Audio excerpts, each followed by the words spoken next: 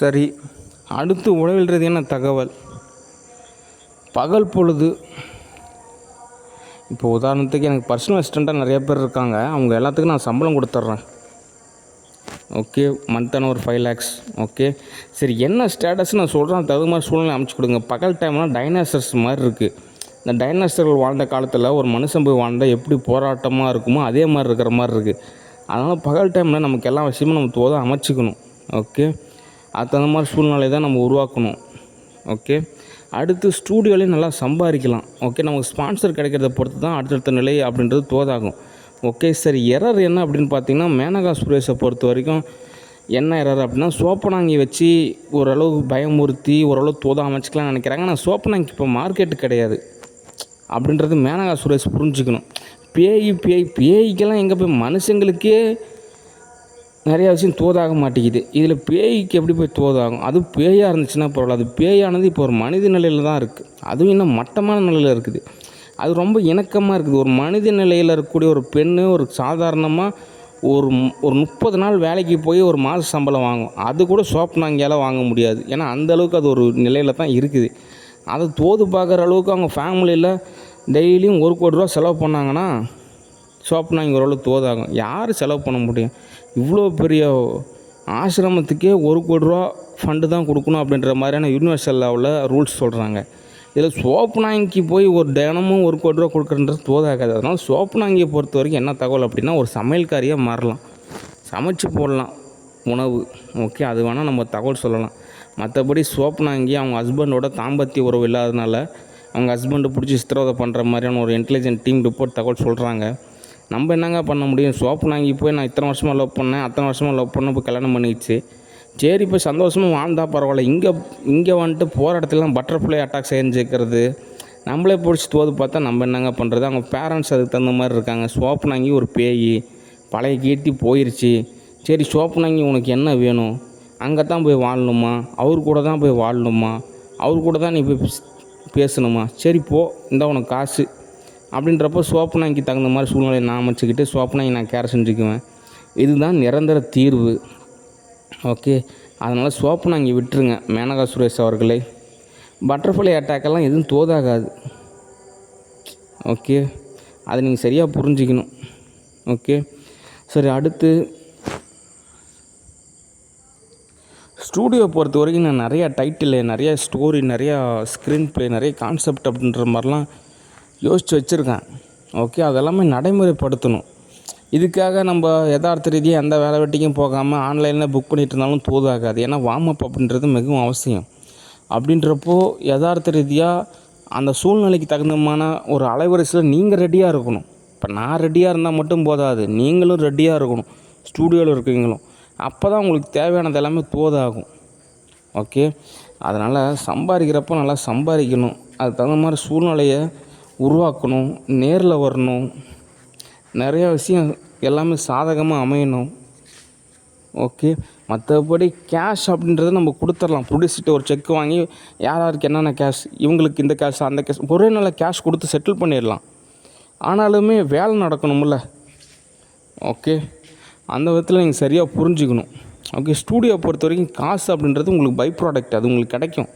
மற்றபடி உங்களுக்கு எல்லா விதமே நீங்கள் தோதை அமைச்சு கொடுக்கணும். நீங்கள் நேரில் வரணும். நிறைய விதமான ரூல்ஸ் அண்ட் ரெகுலேஷன்லாம் இருக்குது. இந்த நேரத்துக்கு நம்ம இந்நேரத்துக்கு ஒரு மூவி புக் பண்ணியிருந்தால் கூட எவ்வளோ சம்பாதிக்கலாம். ஓகே, அந்த விதத்தில் நீங்கள் சரியாக புரிஞ்சுக்கணும்.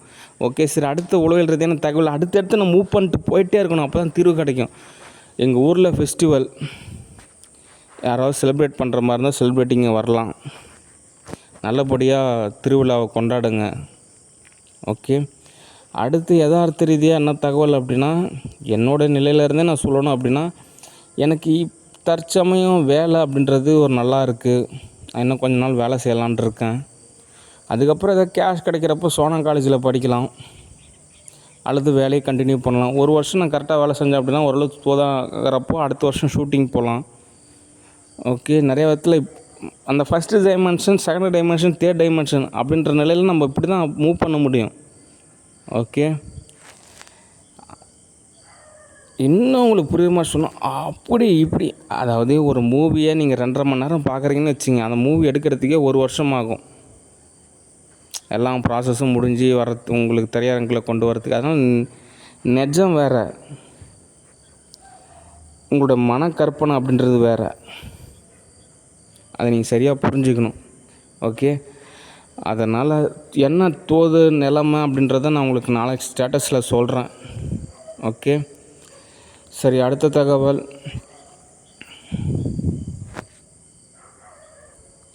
யதார்த்த ரீதியாக ஆசிரமத்தை பொறுத்த வரைக்கும் அந்த ஈஷா வகுப்பு எல்லாமே ஒரு வேறு லெவல்.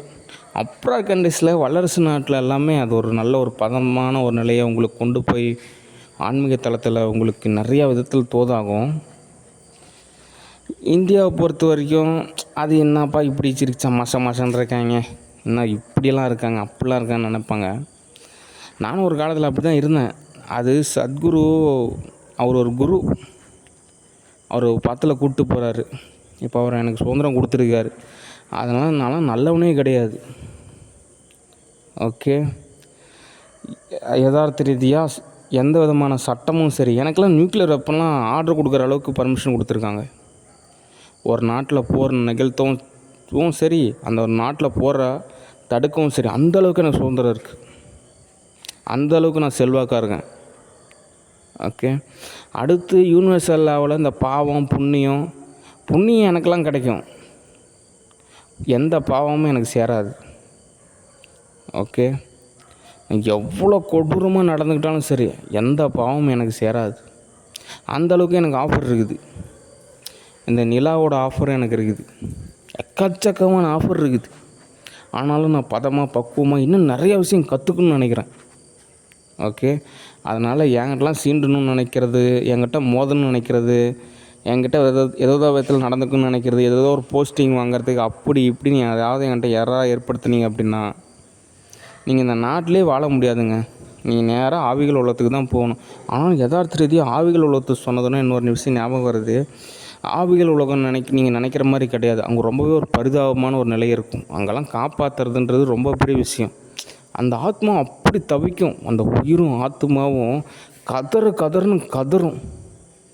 அது யதார்த்த ரீதியாக யாராவது இந்த மாதிரி இருந்தாங்கன்னா அவங்களுக்கு சொல்லி புரிய வைக்க, எனக்கு காப்பாற்றுங்க, எனக்கு உதவி செய்யுங்க, உங்களுக்கு நான் பாருங்கள் இவ்வளோ உதவி செய்கிறேன், அவங்க கூடவே சுற்றுறேன், அப்படி பணிவாக கதறும். அதெல்லாம் ரொம்ப கொடுமை. சினிமாவில் தான் அப்படி காட்டுவாங்க, அப்படி கொஞ்சம் கொடூரமாக காட்டுவாங்க. ஆனால் ரியாலிட்டி அப்படி கிடையாது, ரொம்ப சாத்வீகமாக மாறிடுவாங்க. ஏன் அப்படின்னா அங்கே ஒரு வேறு விதமான ஒரு நிலை இருக்கும். அந்த மாதிரி நிலையிலலாம் ரொம்பவே ரொம்ப கருணையாக இருக்காங்க பார்த்தீங்களா, அவங்க தான் போய் உதவி செய்வாங்க. ஓகே, அதனால் நீங்கள் நினைக்கிறது ஆவிகள் உலகத்துக்கு போகிறதுன்றது அது உங்களுக்கு வேணால் ஒரு தண்டனை தான். ஏன்னா அங்கே உங்களுக்கு யாரும் உதவ மாட்டாங்க. ஓகே, அதனால் என்னோடய நிலையில் பக்குவமாக நடந்துக்கணும். இன்னொரு நாள் இப்படி பேசணும்னு எதிர்பார்க்காதீங்க. ஓகே, சரி. கடைசியாக என்ன தகவல் அப்படின்னா, தனிமரம் தோப்பாகாது, ஆனால் ஒவ்வொரு தனிமரம் சேர்ந்து தான் தோப்பு. ஓகே, அதனால் நான் சம்பாரித்த தொகையை நிறையா இடத்துல நான் இன்வெஸ்ட்மெண்ட் செய்யலான்னு இருக்கேன். அந்த கேஷ்லாம் உங்களுக்கு கன்வெர்ட் ஆகி கிடைக்கும். முதல்ல பார்த்திங்கன்னா ஒரு 100க்கு ஒரு 50% இருந்துச்சு. ஆனால் இப்போ 100க்கு கிட்டத்தட்ட 99% இருக்குது. உங்களுக்கு உடனே ரிசல்ட்டு கிடைக்கிது. எனக்கே எக்ஸ்பிரிமெண்ட்டில் உடனே ரிசல்ட்டு கிடைக்கிது. ஓகே, அந்தளவு டெக்னாலஜி தொழில்நுட்பம் நிறையா விஷயம் நமக்கு தோதாகுது. அதனால் நான் உங்களுக்கு ஆன்லைனில் நிறையா பேருக்கு நான் காசு கொடுக்குறேன், நிறைய கம்பெனிக்கு காசு கொடுக்குறேன். அதெல்லாம் நீங்கள் பயன்படுத்துங்க, நீங்கள் டெவலப் ஆகுங்க. அதே சமயத்தில் எனக்கு எல்லா விஷயத்துலையும் தோதாக அமைச்சு கொடுங்க. ஓகே, என்னுடைய நிலைக்காகவும் மற்றவங்களோட நலனுக்காகவும் தான் அந்த தொகை கொடுக்குறேன். அது சரியாக பயன்படுத்திக்கிங்க.